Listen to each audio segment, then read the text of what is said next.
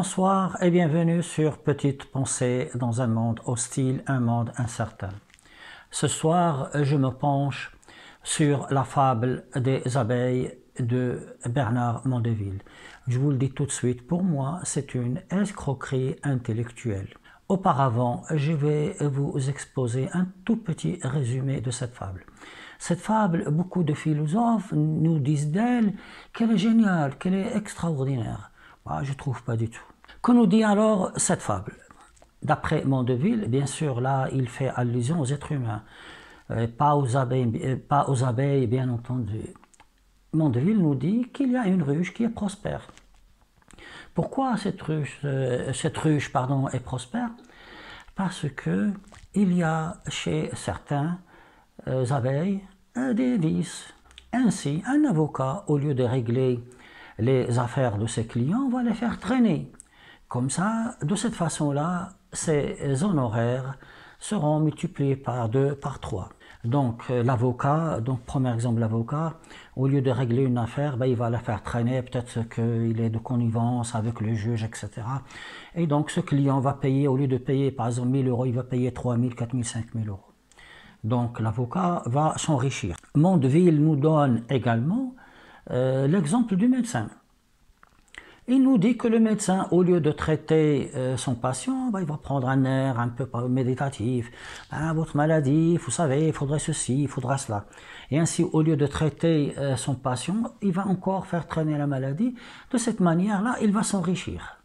Donc, que ce soit l'avocat, que ce soit le médecin, que ce soit le militaire, que ce soit le prêtre, etc., il donne beaucoup d'exemples ainsi.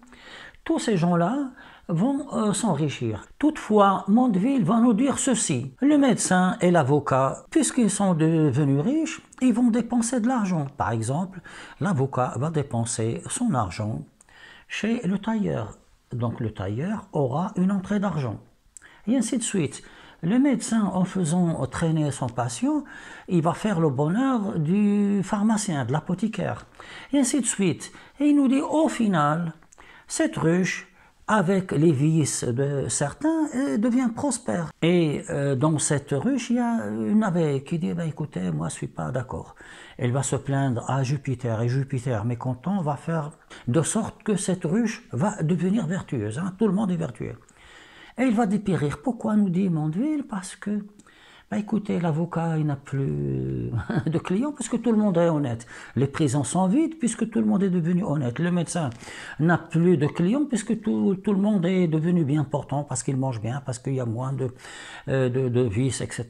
Et l'apothicaire, c'est-à-dire le pharmacien, lui aussi, il va faire faillite puisque plus personne n'achète de médicaments. Et voilà donc au final, cette ruche, par la vertu, va dépérir. Et Mandeville nous donne cette conclusion, cette morale. Il nous dit, écoutez, les vices privés font la vertu collective, ils font la prospérité collective, tandis que si vous voulez la vertu, vous dépérissez. Bon, ça paraît comme ça, c'est séduisant. C'est pour ça que beaucoup de philosophes se sont engagés dans cette voie et nous disent qu'elle est géniale. Moi, je ne trouve pas qu'elle soit géniale du tout. Je vous le dis tout de suite, moi, je ne porte pas de jugement sur les vices de ces abeilles ou de cette société. C'est pas ça. Moi, je regarde la logique de cette fable et je m'arrête à cet aspect-là, pas à un autre aspect. Je ne porte pas de jugement de valeur ou morale sur les vices. Première escroquerie. Mandeville ne nous présente pas une ruche qui est complètement 100% vicieuse. Non, il y a certaines catégories qui sont vicieuses, les autres qui sont honnêtes. Mais quand il nous présente l'autre version de la ruche, il nous présente une ruche qui est vertueuse à 100%.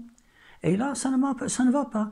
Si Mandeville nous présente une ruche qui va dépérir parce qu'elle est à 100% vertueuse, il doit nous présenter une ruche qui est à 100% vicieuse. Et là, je vous laisse en conclure. Donc, il ne fait pas ça. Donc, seconde escroquerie. Que ce soit l'avocat, que ce soit le médecin, il doit chaque jour avoir un baromètre du vice. Pourquoi? Parce qu'il doit déterminer quel est le vice à réaliser ou à commettre chaque jour pour ne pas provoquer un chaos. Vous vous rendez compte? Chacun doit avoir un baromètre de vices. S'ils font trop de vices, tout s'arrête. S'ils font très peu de vices, ils vont vers la vertu. Donc là, tous ces gens-là doivent avoir vraiment un baromètre du calcul mental.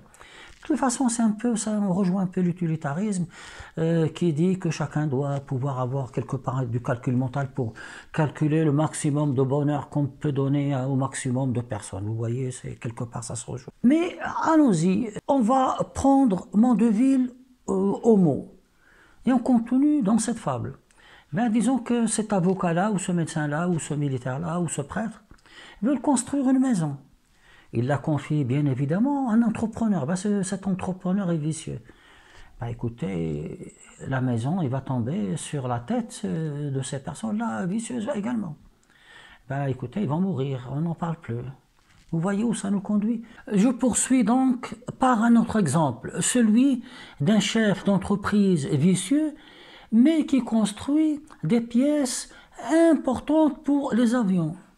Est-ce que cela ne glace pas le sang dans les veines? Imaginez des avions qui volent avec des pièces défectueuses. Là, j'ose même pas y penser. Un autre aspect de cette fable. Pour que ce système puisse continuer, il ne peut reposer que sur la corruption. C'est dans la nature humaine.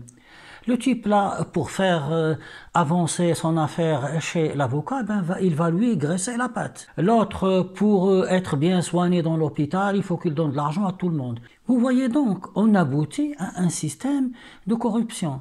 Et un système de corruption dans un pays, ça entraîne fatalement vers le sous-développement. Ça, c'est clair et c'est net. Du reste, ce que nous propose Mandeville rejoint une célèbre phrase de Voltaire. Je vous la lis. Un pays bien organisé est celui où le petit nombre fait travailler le grand nombre, est nourri par lui et le gouverne. Que nous dit Voltaire dans cette phrase très célèbre? Il nous dit que pour qu'un pays puisse être bien géré et qu'il puisse être bien gouverné, il faudrait absolument qu'un tout petit nombre gouverne un grand nombre. Il faudrait que ce grand nombre, non seulement il faudrait qu'il travaille pour ce petit nombre, mais en plus il faudrait que ce grand nombre fasse nourrir ce petit nombre. Voyez-vous, quelque part, que ce soit Voltaire, que ce soit Mandeville, ils finissent par se rassembler et se ressembler. Voilà, c'est fini. Je vous donne rendez-vous pour une prochaine vidéo. L'essentiel pour moi, ce n'est pas la qualité de la vidéo. L'essentiel pour moi est de vous proposer un regard différent sur ce que vous avez l'habitude d'écouter. Il faudrait absolument qu'on apprenne à ne pas prendre pour argent comptant ce que les intellectuels, les philosophes nous disent et que l'on puisse porter un regard critique sur tout ce qu'ils nous disent. Et merci et pour la prochaine fois.